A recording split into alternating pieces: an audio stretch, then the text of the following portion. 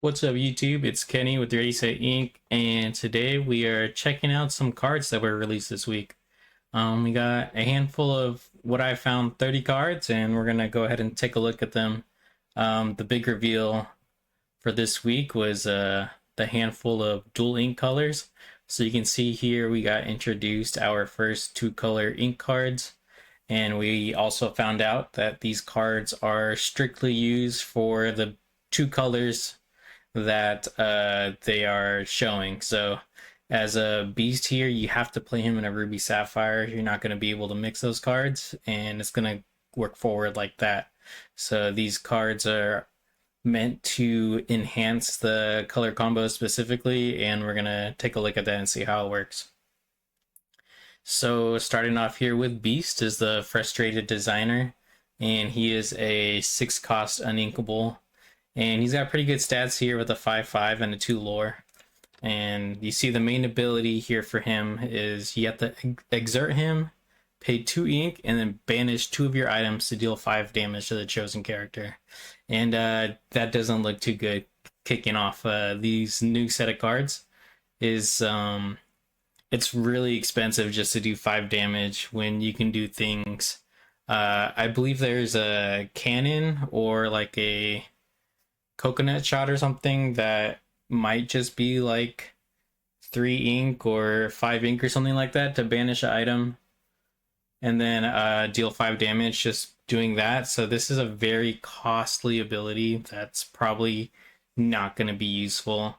But we do get another beast, and you can see here he's ruby sapphire, so he's limited to just those colors. And you can see the ability sort of mixes the purpose of items in sapphire and then dealing damage in ruby, so you can see the blend there. And then along with him we got Lady Cluck here, and I want to say she's from Robin Hood, and so she is coming as a 5 cost inkable bodyguard. She's boasting a heavy 2/7, and she's coming with ward. So you can see here with the sapphire steel, you get the strong bodyguard from a steel type character, and then you're also letting her have ward, so they won't be able to target her as a bodyguard except for challenging, which can go both ways. On she won't be able to take damage spells, and but she will be there to stop the challenges, so it's not too bad there. I think I like that better than Beast just because it's so expensive. Next, we got Denahi from Brother Bear, and this is his second card, so we're doing him some justice out of being a vanilla card from the last set or so. So 3 cost inkable with a 3/2, and he's repping that ruby steel, and so he's getting reckless and resist +2, and together these abilities go really well together. So he's going to be forced to challenge every single time he can, and for whatever challenge he's taking he's subtracting 2 from it. So a character is going to have to do 3 strength or more to do any damage to him, which is going to be good for taking out low cost characters. And you can see here that Denahi is done by our favorite artist at Race Inc., Brian Wise, the artist of the legendary Flounder card that we all enjoy here. So that's pretty cool. And next we got Mr. Smee here. He's an Emerald Steel card, and he is a 3 cost uninkable. Good stats, 3/3, you know, following along on the Smee stats that have been around. He's got 1 lore here, but his characteristics, Dreamborn Villain, Pirate Captain, works pretty good and within the Emerald and Steel categories there. So it looks like whenever you play an action that isn't a song, you may have already chosen pirate character. So you can see there's going to be some pirate action going on in this Emerald Steel. I think before we've only seen it within like the ruby steel color. So we're going to have to see how this Emerald Steel advances the pirate game there. But not too bad of a card. We're definitely going to see how he works with some discard Emerald Steel pirates maybe. Moving on, we got Mad Hatter here. He is a 6 cost uninkable 3/5, and he is Emerald Ruby. He's repping the 2 lore. Mad Hatter has seemed to always been a strong lore gainer since set 1. And whenever a damaged character challenges another character, you may draw a card. So this isn't a during your turn, during your opponent's turn. This is just straight up the entire game. As long as he's on the board, you're drawing card as long as the challenging character is damaged. So that's pretty good there. There's a lot of benefits in Emerald and Ruby about challenging and having damaged characters. So you can see a lot of use for that if you get that characteristic down of both those colors. So next we got a yokai. So they were pretty big in the last set with the inventors coming out, and it looks like they're continuing on here with the new inventor in Emerald Sapphire. He's a 2-drop inkable, so not too bad with a 1/2. You pay 1 less to play characters using their shift ability. That's pretty solid. We can see you could think in Emerald Sapphire. I have to think of what it is that you want to be shifting. I think there's a hero and a Baymax that are both shifts maybe in the inventors and the robots. And then with the Emerald, you can probably see using Morph as a base, you can morph any of those Sapphire Emeralds onto Morph. So you get a double combo there using Morph and Yokai together. And I don't have any Emerald characters coming to mind. Maybe Big Milo. I've heard people trying to get Milo to pop off, and this maybe will make him better, making him cheaper, because he's way too expensive to be using him.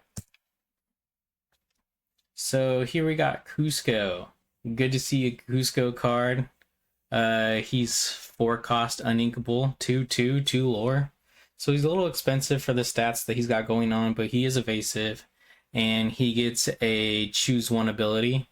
So at the start of your turn, each player draws a card, or each player chooses and discards a card. So it's literally straightforward. You're either picking an Emerald ability or an Amethyst ability, and it's going to be up to you on what it is you're trying to do. But I think this can be pretty good going either way. You just have to get over that uninkable 4 cost there. And then on this page, we also have Mufasa here with the Amethyst Steel. And I'm saying a lot of and does, and I apologize. But I'm just reading these cards off for you, and we're checking it out. So he's a shift 5, 7 cost inkable, not too bad. He's a 5/7, so you got strong stats there. And he's rocking evasive and a resist 1. So there's not too many stronger evasive cards out there. You're going to deal with the Brush Maui if he's got the hook, or the half shark Maui, but other than that, he's going to be a pretty strong character for people to try and get rid of. And you'll have to, I'm trying to think about the shift character. So is there like I think there's a 4-drop, but that might be Simba. But we'll have to check out the cheaper Mufasas in that Amethyst Steel and see how fast you're going to be getting him out with 5 ink. So here we have Sven. We've seen him already. I think he was one of the earlier release cards, and so he looks similar to like an Elsa. You got Amethyst Sapphire, so that's the colors that he is rocking.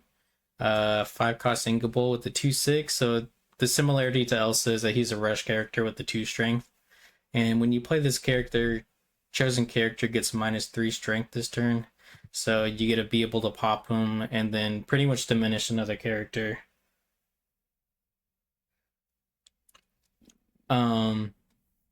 Diminishing the character's strength to where you're rushing into not taking any damage. We also have Hades here, fast talker, 6 cost uninkable with a 4/6, and his ability here is when you play this character, you may deal 2 damage to another chosen character of yours to banish chosen character with cost 3 or less. So you are doing things like the Teeth and Ambitions, doing 2 damage to deal 2 damage, but instead you're just banishing a cost 3 or less character, which it's going to be interesting to see how that works. But looks like you won't be able to self-damage, so he definitely has to have another character on board, and we'll see how much use he gets out of that. With the Amethyst and Ruby, it shouldn't be too bad with a lot of the damage dealing, but he'd be a good card to get a character off the board pretty quickly. So here we run into our first action of the dual colors inks. It is a 1-drop inkable, and you are healing 3 damage from a chosen character or location, and you get to draw a card. So you get some card draw there in a Sapphire Amber build. So along with your Popsicle and your I want to say it's Swing into Action, but I think that's Amethyst. So whatever the Amber draw card 1-drop is, you get another one in that synergy there. And then here we get Perla. She's a 3-cost inkable, and Amber Emerald. She's rocking Evasive and Support. So you can see that is clearly a perfect blend of the Amber and Emerald categories. She's a 3/2 and 1 lore, so not too bad. The Evasive helps her a lot, but we're not seeing too much of a support build out there, but we're looking in the future to see if there's going to be one soon. So we get a Calhoun card here. She's a Shift 4, 6-drop inkable with a 5/5. So you got a strong stat line coming out of her with 2 being able to quest for 2. And when this character challenges another character, you may return a racer character card from your discard to your hand. And you can see here she is Amber Ruby, which works perfectly already within the Sugar Rush racers and the Wreck-It Ralph cards. So that is the 2 colors that strongly have most of those franchise cards. So you'll get to be able to benefit off of all those racer characters within those 2 ink colors. And you can see here she also has her own racer characteristics, so that's cool that she'll be able to benefit off of like the locations and things like that. With Calhoun, I think the only card we have is the Steel, so we're probably going to be looking for a smaller drop Calhoun within the Amber Ruby ink color, so we'll have to keep an eye out for that to see what she gets.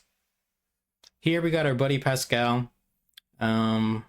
He's Amber Amethyst. He's the PB&J Hyper Aggro color, so he's built directly for this Hyper Aggro.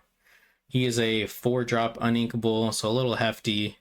With a 3/3 questing for 3 lore, he's not too bad.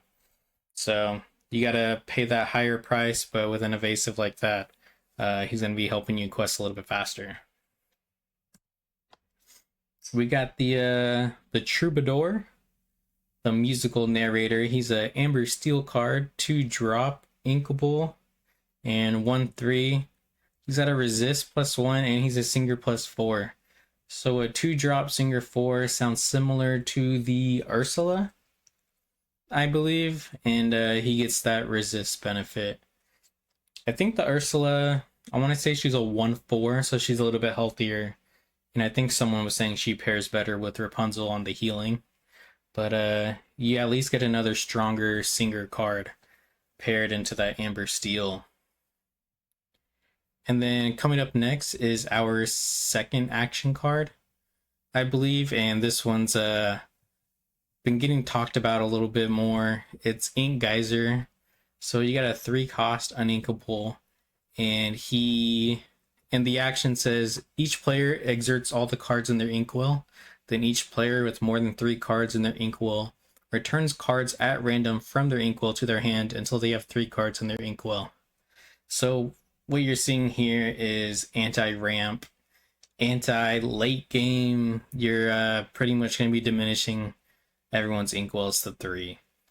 And so for those Sapphire builds that are building up to 8, 9, 10 ink by around 5 or 6, you get to just take away all that work that they put in, but it does just puts it back into their hand, so you're going to see them be able to re-ramp those cards, but it's not too bad to slow them down. So we're excited to see that and to take away from that big ramping strat that is out there. Here we got Lady and the Tramp. we put them on the same page together just because it had to be done. Lady here is a 1-drop uninkable with a 1/2. She is while you have a character named Tramp in play, this character gets a +1 lore. So she's gonna be questing for 2, which can easily be done on turn 2 with Tramp coming in at a 2-drop 2-drop inkable. And his ability is actually, when you have Lady in play, you pay 1 less to play this character. So you can get them both to be costed of 1. And Lady's gonna be questing for 2 on turn 2 with a cheaper Tramp on board. It looks like when you play this character, chosen character yours gets +1 strength this turn for each other character you have in play. So it's gonna work a little bit better late game, you know, turn 4 and 5. If you got 3 or so characters on board, that they get to benefit off of the multiple characters. But say also on turn 2 is you can play a 1-drop and then Tramp, who's going to be a 1-drop also with Lady on board from turn 1, then you're getting a +3 strength bonus to Lady on turn 2. So she can be pretty strong already on turn 2 if you need her to be strong. But she also gets that extra lore on turn 2 from Tramp. So that's pretty cool. I like that synergy. Here we have, oh, if you haven't noticed, Lady and Tramp kicked off back to our single color ink cards. So we are back into that. And our amber card here is a 2-drop uninkable item, Spaghetti Dinner. And it looks like you exert and paint ink. If you have 2 more characters in play, you gain 1 lore. So it's like a spellbook. I think spellbook was you pay an ink to gain a lore. So this is just if you pay an ink and you have 2 more characters, you're getting a lore. So it's not too bad. It's pretty good payoff. You definitely going to see this win some games when it gets down to it. So good card there. Here we got 1-drop inkable. He's a Tramp. It's a song, and it's because it's a 1-drop. You can see 1-drop characters are going to be able to sing it, and chosen character gets +1 this turn for each character you have in play. So it pretty much sounds like Tramp's ability on play, but just as a song. So say you play Tramp, and then you sing that song with Lady, then you'll have another character that's just super buffed up pretty much with the double buff of the same ability. So that's cool to see. A 1 song is pretty cool, and we'll see how that works with the swinging a little bit bigger in those emerald colors there. So this next page here, we got Bolt twice. We got a Steel Bolt and we got an Amber Bolt. And starting off with the Steel Bolt, he is a 2-cost inkable, and he is pretty small with a 1/3. But let's see here. Whenever this character quests, if he has no damage, you may draw a card, then choose and discard a card. So it's not too bad. It looks like if he has a damage, then it's getting rid of that ability, which sometimes you don't really want to be popping, but it is a May ability, so you don't have to be drawing if you don't want to. So it's just a good cycling ability there within the steel, just like your Tinkerbell and the Huntsman and things like that. And then here we got a 4-cost inkable Bolt. 2/4, pretty low stats for a 4-cost, I think, but it's not bad. He's a support character, so we're seeing a bit more support for support characters, 2 lore, and I'll have to look around on Dreamborn to see if we got any support decks popping off, because there's a handful out there, so we'll have to see. But here we got Mittens, you know, the other character in the movie Bolt, and she is a bodyguard here, 5-drop uninkable 4/5. And it says here, once during your turn, whenever a card is put into your inkwell, your other characters with bodyguard get +1 this turn. So it's not too bad. It's sounding similar to like a Donald Duck with the 3-drop. but a bit more expensive, and this is buffing up your bodyguards. So say you have a bodyguard on turn 4, and then on turn 5 you play Mittens. You got to be able to ink and then buff up the bodyguards. So you got to make sure that you do that in the right order rather than inking first for that turn. But I saw this, someone mentioned that this can also work at Fortisphere within the Amber Steel decks. So you can pop your Fortisphere, play Mittens, ink, and then that character that originally wasn't a bodyguard gets the benefit off of that lore. So that's pretty cool there. And then next we got Dr. Calico, the villain from Bolt. And he is a 4-drop inkable steel card with a 3/4. And it says here, while this character has no damage, he gains resist +2. So it's pretty solid. You see in these steel cards, there's a handful of when the character has no damage, they have so-and-so. So it reminds me of Lawrence, who's a 0/4, but with no damage, he's a 4/4, so it's not too bad. And then pairing with like the Ambers, if you're healing, then you're bringing back that ability, so that's quite nice. So we have to see if he's gonna be able to replace any cards in those challenging Amber Steel decks there. And then continuing on, we're getting into our Aristocats, starting off with Thomas O'Malley. He is a 3-cost inkable 4/2, and he is Rockin' Ward.